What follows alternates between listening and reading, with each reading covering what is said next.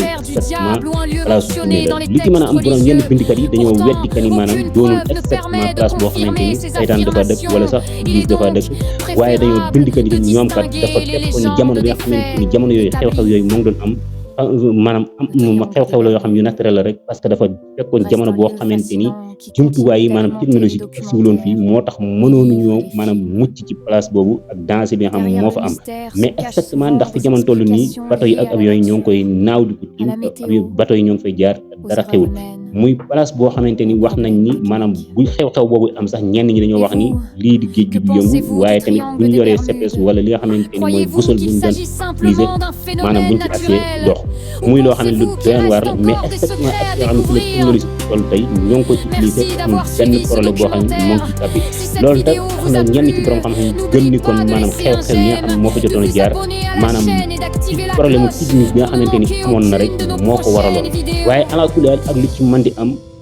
nan la ko jullit bi war a gëmee ndax dafa bari ñoo xam ne dañoo gëm ni sax exactement foofu mooy place su saytaane am ñoo xam théorie yoo xamante ni loolu lañ gëm am ñoo xam mooy place su saytaane bi nga xam ndax ci yonent bi sallallahu taala alayhi wa sallam dafa waxoon que ni kat ki nga xamante ni mooy saytaane am na siège fi nga xamante ni mooy ci kaw ndox mi am ñu bëgg a jël addis boobu daat koy dëggale que ni exactement place boobu mooy place bi nga xamante fi la saytaan dëkk waaye ak lu mën a am loolu warul doon loo xamante ni tax ñu war a dëggal addis bi que ni foofu mooy exactement place saytaane waaye tamit dañ koy delloowaat ci li nga xamante ni selo yow jullit bi nga gëm que ni wa ma utitum min ilmin illaa xalilan ji nga xam moom la yàlla wax maanaam joxewuñu maanaam xam-xam suñu borom lu néew la ci xamal li nga xamante ni mooy doomu aadama yi kon mbir moom nga xamante ni mooy place bi di triangle Bermude dafa bokk ci place yi nga xamante ni dafay doon loo xam ne xëy bu la ci li nga xamante ni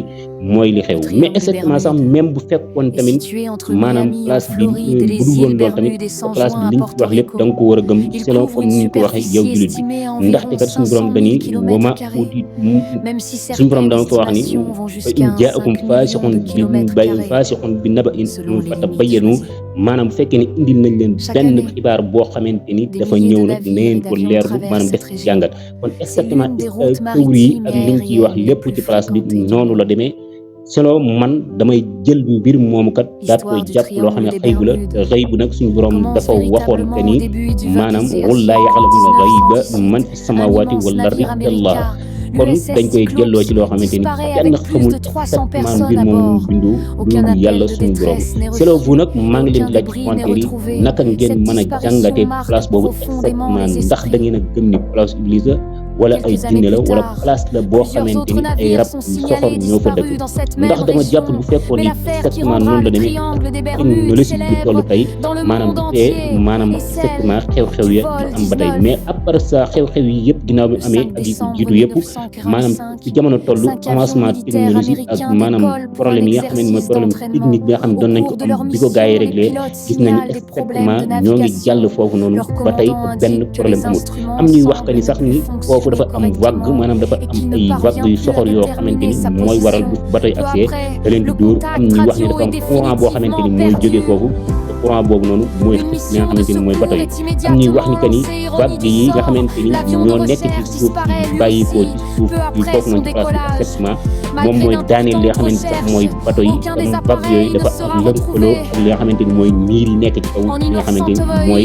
nga xamante exactement ci place boobu dafa lëkkaloo niir yi nga xamante ñoo nekk kaw jaww ji looloo waral ba ci àgg muy daaneel li nga xam ne mooy bateau mooy avion yi mais alors que loolu lépp teew na borom bindu kat yu weddi que ni loolu doonul loo xam lu wér la mais exactement place boobu phénomène la woon boo xamante ni lu naturel la maanaam dafa xewoon rek maanaam ay manque de technique ak manque boo xamante ni jamono doxewul woon maanaam comme ni mu doxee tey waaye alors tey jii fi may wax ak yow bateau yi ñoo ngi koy romb li nga xamante ni mooy avion ñoo ngi koy romb benn problème amul li nga xamante ni mooy